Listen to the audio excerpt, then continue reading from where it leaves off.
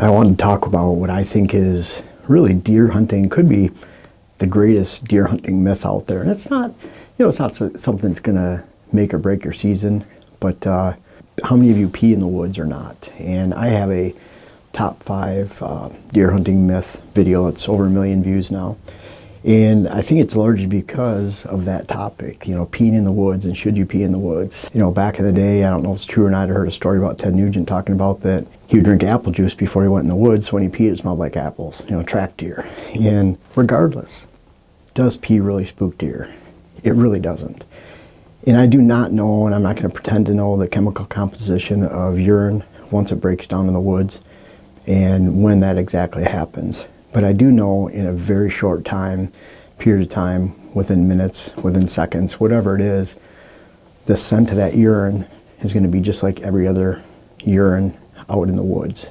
So really, peeing out of your stand, peeing in the woods, really has no impact on your deer hunting. And even go a step further, I've been making mock scrapes for many years, going back 15 years into the early 2000s, so longer than that. And I'd start my scrapes we lived a half hour from town. I'd drink a big jug of water on the way to the house. When I went out, it was time to make a scrape. So I would literally pee right into the scrape, and I'd work up the scrape with a stick, throw the stick away where deer couldn't smell my handprint, and within minutes, hours, days, I'd get bucks hitting those scrapes. And fast forward to today, mock scrapes, and if you look up mock vine scrapes, how to make a mock scrapes in general, if you look up hashtag mock scrape on Instagram, hashtag mock vine scrapes on YouTube, Google, you'll find all my stuff and all my content that comes up to the top. Because I feel I'm one of the ones that in the country has been experimenting with this for the longest period of time, been writing about it. And it's a huge part of what I do in the woods each fall, identifying, taking buck census, identifying bucks during the summertime. And if you do it right, bucks, does, and fawns, young bucks, old bucks, should hit those mock scrapes all year long, not just during the hunting season. And I think because bucks are hitting scrapes and they're making scrapes, most perennial scrapes and most active scrapes during the hunting season, people think that, and they're urinating on those scrapes, that you need some kind of urine to actually drip onto that scrape. And so they have the contraptions in the tree that drip urine down into the scrape. And again, that urine breaks down so quickly, you typically don't have bucks coming in and just sniffing and sniffing and sniffing over and over a scrape. Instead, what they do is they sniff the licking branch. We prefer hanging vines because I find that's more attractive to all deer. And if you don't have a vine, you can use whatever deer like to rub the most in your area.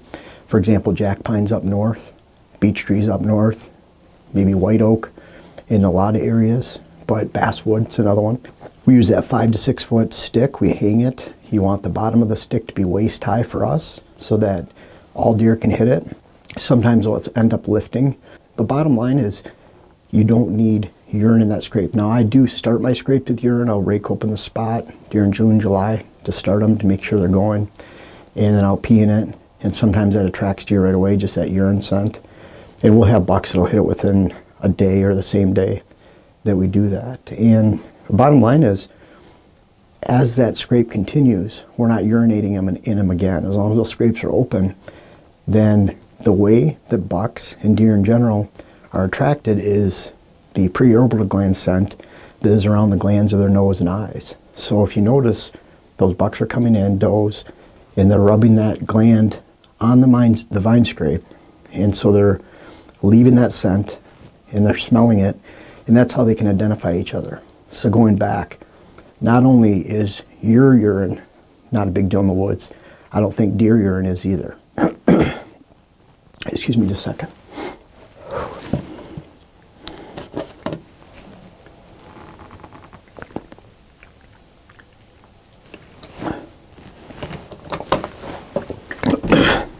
Anyways, that urine scent, not a big deal. So why bring a pee bottle into the blind? You really don't need a pee bottle. It's simply gross. Carrying a pee bottle in your backpack, leaving it in the corner of the blind. I mean, who knows how long some of these bottles have been in a blind that actually hold pee.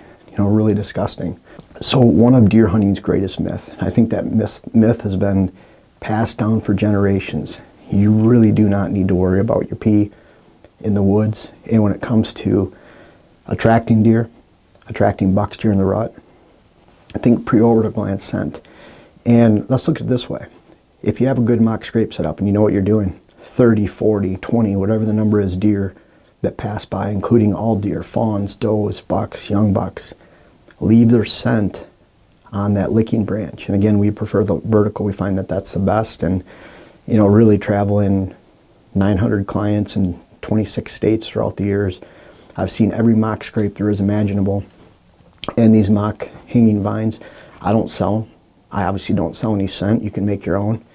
But when it comes to leaving the scent on a mock scrape, the best scent that you can leave is the natural scent, to me anyways, the natural scent that's left by every deer that passes that licking branch and leaves its preorbital gland scent on that vine or that branch. They can communicate with each other that way as far as who was there, who wasn't, leaving their sign, leaving their scent.